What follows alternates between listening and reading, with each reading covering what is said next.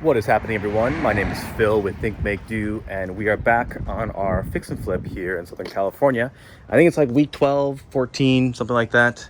Let's go in and see where we're at.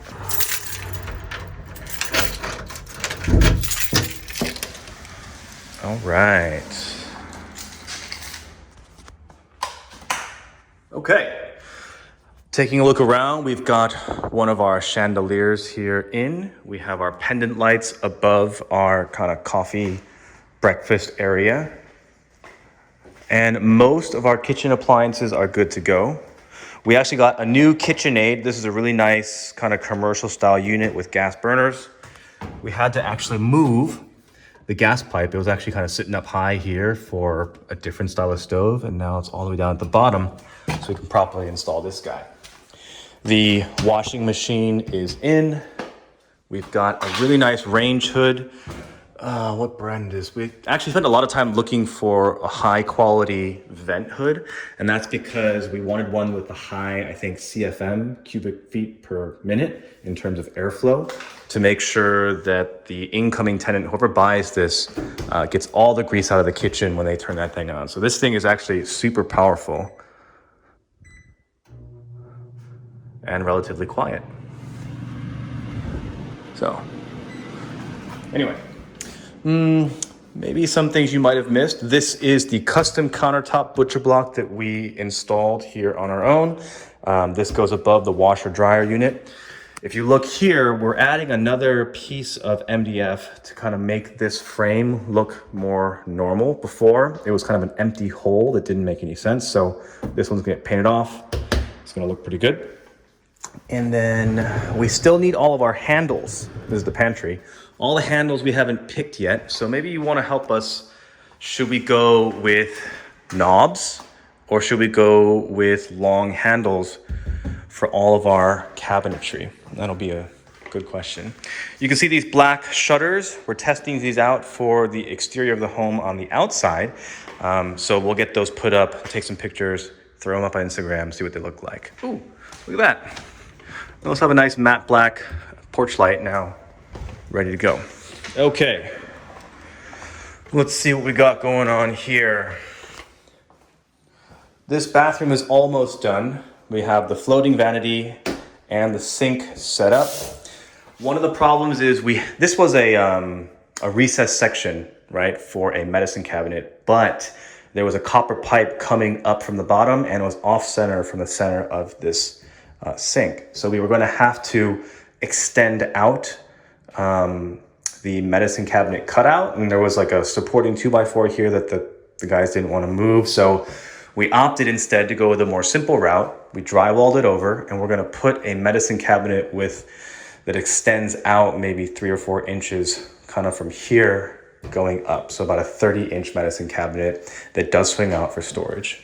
And then obviously we set the finished painting, and then replace the toilet here a little bit later on. But after that, this will be good. We're also testing out different handles. I think we're gonna go with the black. I'm not sure why we put the gray one in here, but we have 2 different handle types that we were trying out. So black's gonna go on. Nothing that interesting in this room, but let's look at the junior suite. There we go. So if you'll notice, we took out the gold colored mirror, or the sliding mirror that goes in here. And that's because we are painting that mirror a matte black. So this is the one that we've now painted matte black. We actually painted the railings, that's where they are. And they're gonna replace here. It'll match the matte black theme. That's the paint we're using, a bare primer and paint. And then we'll have to do something about this. This whole system is sagging from years and without proper supports here along the wall. And we'll get about as good a view in here as we can. But this bathroom is pretty much done except for the mirror. However, we got the glass in. This was a custom piece of glass that we ordered from a bath company.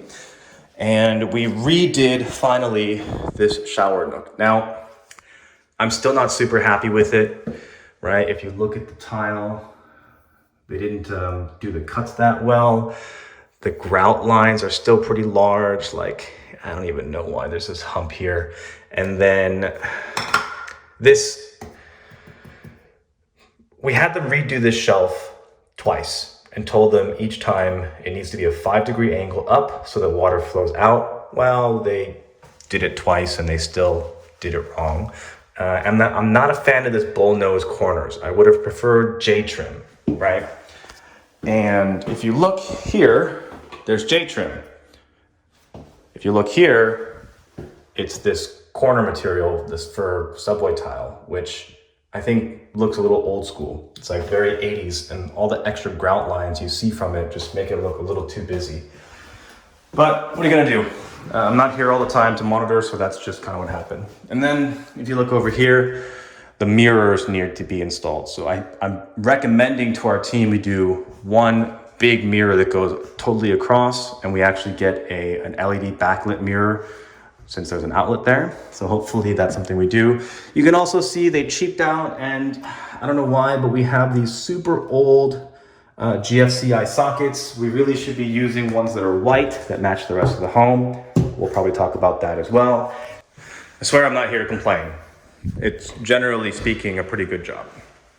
The next thing that has had some major updates is in the master bathroom.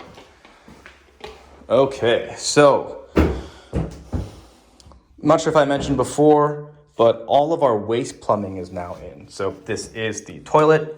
That's the water line for the toilet. This section here, the purple or the orange tape here is where we're going to generally place the tub drain. We're just not quite exactly sure the exact placement, so it's not there yet. And then this is the walk-in shower drain. And so let's see, this is the shower's hot and cold line. And then we have the hot and cold lines and the drains, as well as the vent piping for the, the dual sink vanity. Now, I don't know why, but this is not how it should be. I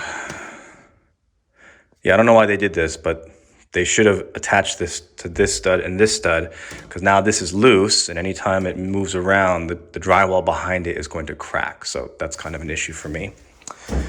Let's see, this closet is kind of strange. We'll have to figure out what we do with this. Hopefully maybe we just get rid of it. I don't know. And then what I am here today to really do is take measurement of this kind of large-ish closet space and figure out what type of master closet configuration I want to design and then build out of 3/4 plywood and then have it installed. So it looks like a good sized space, so I'm gonna take some measurements and we'll be on our way. In terms of our exterior, not much has changed. We still have to move the AC line. All this dirt is gonna have to be recompacted in and concreted over again to clean up. But yeah, we're almost there. So we are close to the finish line. I'd say we've got about a month left. 3 weeks, optimistically speaking, 3 weeks before this project is finalized and gets on the market. So the things that have to be done, obviously the entire master bathroom, the garage still needs to be cleaned up. We did, oh yeah, you might want to see this. We did finish resurfacing the garage, and I think it looks really good. It's a dark walnut. I think these are cedar planks, but it looks really nice.